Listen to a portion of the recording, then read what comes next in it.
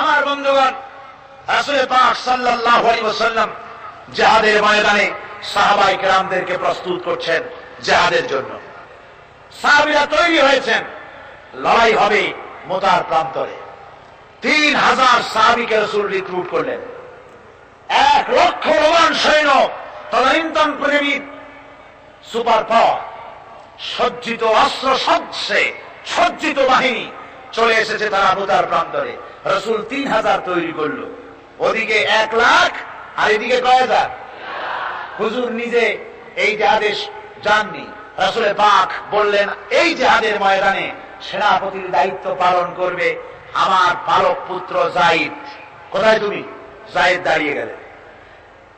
2 নম্বরে এই জিহাদের সেনাপতির দায়িত্ব পালন করবে আমার চাচাতো ভাই জাফর বিন আবি তালেব। কোথায়? দাঁড়িয়ে গেলেন। 3 নম্বরে দায়িত্ব পালন করবে আমার সাহাবী আব্দুল্লাহ বিন রাওয়াহা। কোথায় তুমি? তিনিও দাঁড়িয়ে গেলেন। রাসূল তাদেরকে বললেন যে তোমরা চলে যাও, তোমাদের ঘরে গিয়ে বিবি বাল বাচ্চা মা বাপের কাছ থেকে সালাম করে আসো। আমার বন্ধুগণ, জিহাদের ময়দানে সেনাপতি কয়জন লাগে? হুজুর বললেন কয়জনের কথা? 3 জনের কথা। তার মানে হলো কারো বুঝতে কোনো কষ্ট হইল না, এই জিহাদের ময়দানে 3 জনের নাম যে নবীজি ঘোষণা করেছেন, এর ভিতর থেকে একজনও ফিরে আসবে না। বোঝা হয়ে গিয়েছে। হযরতে যায়েদ বলেন, ইয়া রাসূলুল্লাহ, আমার আব্বা জান, আমি আপনার পালক পুত্র, আপনি অর্ডার করেছেন। আমার মা হযরত আয়েশা ঘরে বসে শুনেছেন, আমার তো আর যাওয়ার দরকার নাই, কারো কাছে বলার দরকার নাই। হযরতে জাফর বিন আবি তালেব চলে গেলেন নিজের বাড়িতে। যে ডাক দিয়ে বলে, বিবি, আল্লাহ রাসূল আমাকে জিহাদের ময়দানে সেনাপতির দায়িত্ব দিয়েছেন, আমি তোমাকে বলতে এসেছি, সালাম করতে এলাম। তোমার সঙ্গে একসঙ্গে দীর্ঘদিন আমি ছিলাম, কোন হক তোমার আদায় করতে হয়তো পারি নাই, হয়তো জুলুম করেছি, অথবা আমার দ্বারা তোমার অধিকার নষ্ট হয়েছে। কিছু যদি কোনো ভুল ত্রুটি হয়ে থাকে, আল্লাহর হস্তে আমারে মাফ করে দিও। বিবি বলে, প্রাণের স্বামী, রাসূলুল্লাহ আপনাকে জিহাদের ময়দানের জন্য নির্বাচিত করেছেন, আমি আপনাকে ফিরে থাকতে বলতে পারবো না। সুতরাং আমি আল্লাহর দরবারে দোয়া করি। স্ত্রী হাত তুলে বলেন, রব্বুল আলামিন, আমার প্রাণের স্বামী জাফরকে জিহাদের ময়দান থেকে গাজী বানায়া আমার ঘরের ভিতরে তুমি তাকে দয়া করে ফিরাইয়া দিও। হযরতে জাফর তরবারির উল্টা পিঠ দিয়া স্ত্রী হাতের উপরে মৃদু আঘাত করলেন আর বললেন, বিবি রে, উল্টা দোয়া করো না, উল্টা দোয়া তোমার আল্লাহর দরবারে কবুল হবে না। যেহেতু নবীজি আমার নাম 2 নম্বরে ঘোষণা করেছেন, আমার আগেও একজন আছে, পরেও আর একজন আছে। ও বিবি, নির্ঘাত ওই মুতার প্রান্তরে আমি শহীদ হয়ে যাব, জনমের মতো দেখা করতে আসলাম, এই জীবনে তোমার সাথে আমার আর দেখা হবে না। আমার বন্ধুগণ, হযরতে জাফরের স্ত্রী কাঁদতেছেন, বিবি বাচ্চাগুলা কান্দে। হযরতে জাফর বলেন, বিবি রে, এই বাচ্চাগুলি রেখে গেলাম, যে রাস্তায় আমি জীবন দিতে যাচ্ছি, এই রাস্তায় আমার ছেলেগুলোকে তুমি তৈরি করবে। সালাম করে তিনি চললেন। বিবি কাঁটা কবুতরের মতো জমিনে ছটফট করতেছে, কাঁদতেছি, আর পিছনে পিছনে ছোট্ট ছোট্ট ছেলে মেয়েগুলি আব্বা আব্বা বলে চিৎকার মেরে দৌড়াতেছি। হযরতে জাফর একবারও পিছনের দিকে তাকায় দেখলেন না কারা কান্দে। হযরত আব্দুল্লাহ বিন রাওয়াহা তিনি চলে গেলেন বাড়িতে। হযরত আব্দুল্লাহ বিন রাওয়াহা বাড়িতে গিয়ে, সেই রাত্র ছিল তার বাসর সজ্জা, ফুল সজ্জার রাত ছিল, নতুন বিবাহ করেছেন। বাড়িতে গিয়া শোনেন বিবি কোরআনে কারীম তেলাওয়াত করতেছেন।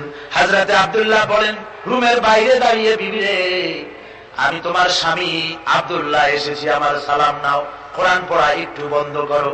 রাসূলুল্লাহ আমাকে জিহাদের সেনাপতি বানিয়েছেন, আমি জিহাদে যেতেছি, নতুন বিবাহ হলো, কোন হক তোমার আদায় করতে পারি নাই, তুমি আমাকে মাফ করে দিও, আল্লাহর হস্তে আমার উপর কোনো দাবি রেখো না।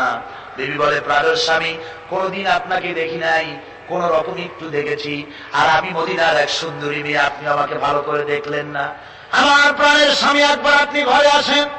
স্বামী বলে, ওগো স্ত্রী, ঘরের ভিতরে আমি যাব না, ঘরের ভিতরে গেলে বলে তোমাকে দেখলে আমার মনের ভিতরে প্রেম থাকবে, তোমার প্রতি আমার ভালোবাসা জন্মাবে, আমি ঘরের ভিতরে ঢুকতে চাই না। স্ত্রী বলে, প্রাণের স্বামী ঘরের ভিতরে যদি আসেন, আল্লাহর কসম আমি কোনো প্রেম নিবেদন করব না।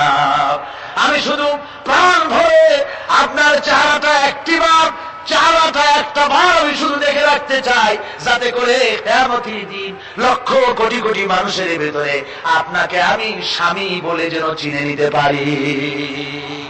হযরত আব্দুল্লাহ বলেন, ওগো স্ত্রী, যদি এই ইরাদা তোমার হয় আর যদি তুমি ধৈর্য ধারণ করে থাকতে পারো, তাহলে কিয়ামতের দিন আল্লাহ রাব্বুল আলামিন আমি যার জন্য জান দিতে যেতেছি, ওই মাহবুব মেহেরবান জান্নাতের ভেতরে তোমাকে আমাকে স্বামী স্ত্রী হিসাবে পরিচয় করাইয়া দিবেন। 3000 সৈন্য নিয়ে সাহাবায়ে কেরাম আর এই সেনাপতি সব চললেন। মুতার প্রান্তরে লড়াই হলো। এই লড়াইয়ের ময়দানে হযরতে যায়েদ অনেকগুলি কাফির সৈন্যকে জাহান্নামে পাঠিয়ে দিয়ে তিনি নিজেও শহীদ হয়ে গেলেন। এবার জাফর হাতে তরবারি আর এক হাতে ঝান্ডা নিয়ে এগোচ্ছেন সামনের দিকে। কাফেররা হযরত জাফরকে ঘিরে ফেলে দিল। আমার বন্ধুগণ, কাফেররা ঘিরে ধরে তরবারি আঘাত করলো জাফরের ডান হাত কেটে ঝুলে পড়লো। হযরতে জাফর এবার বাম হাতে তরবারি উঁচু করে ধরেছেন। এবার বাম হাতে কোপ দিল ওরা। এই কাটা দুইটা হাত দিয়ে বুকের সাথে হযরতে জাফর ইসলামের পতাকাটাকে জড়ায় ধরলেন। পাশের সাহাবীকে দেখে বলেন, ও রাসূলুল্লাহর সাহাবী সব, আল্লাহ নবীকে আমার সালাম বলে দিও আর শোনায়া দিও, জীবনের শেষ মুহূর্ত পর্যন্ত ইসলামের পতাকা উঁচু করে রেখেছিলাম, মাটিতে পড়তে দেই নাই। আমার মনে হয় আমি এখন শহীদ হয়ে যাব, যেহেতু আমি এখন আমার নাকের ভিতরে আল্লাহর জান্নাতের সুঘ্রাণ পেতেছি। হযরতে জাফর শহীদ হয়ে গেলেন। হযরতে আব্দুল্লাহ বিন ওয়াহাব, হযরতে আবু উবাইদা দুজনে মিলে ছুটলেন ঝান্ডা ধরার জন্য। ওনারা বলেন, এগিয়ে গিয়ে দেখি সামনের পরে দূরে পতাকা উঠতেছে। ভাবলাম আমরা যাওয়ার আগে ইসলামের পতাকা কে ধারণ করলো। কাছে গিয়ে দেখি হযরতে জাফরের ডান হাত কাটা, বাম হাত কাটা, দুইটা পা কাটা, দেহটা একদিকে পড়ে আছে আর শুধু মাথাটা এক পাশে পড়ে থেকে ইসলামের পতাকা কামড়ায় ধরে উঁচু করে রেখে দিয়েছে। আমার বন্ধুগণ, হযরতে আবু উবাইদা বলেন, আমি হযরতে সাদের, হযরতে জাফরের হাত পা মাথা মস্তক একত্রিত করে তার পা থেকে শুরু করে মাথা পর্যন্ত চুমা খাইলাম। তাকে জানাজা করে দাফন করে রাখলাম কবরের ভিতরে।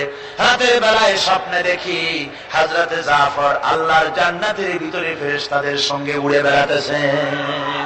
আমি জিজ্ঞেস করলাম, ও জাফর, আল্লাহ তোমার সাথে কি ব্যবহার করেছেন?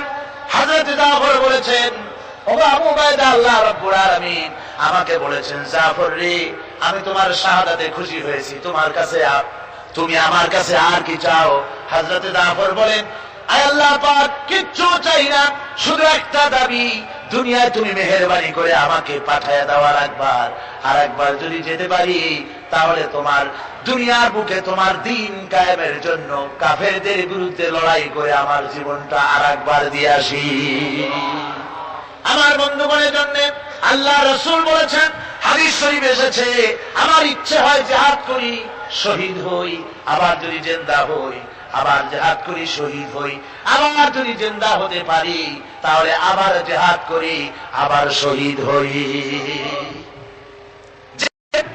শাহাদাতের মর্যাদা সম্পন্ন মউত আর পৃথিবীতে হতে পারে না।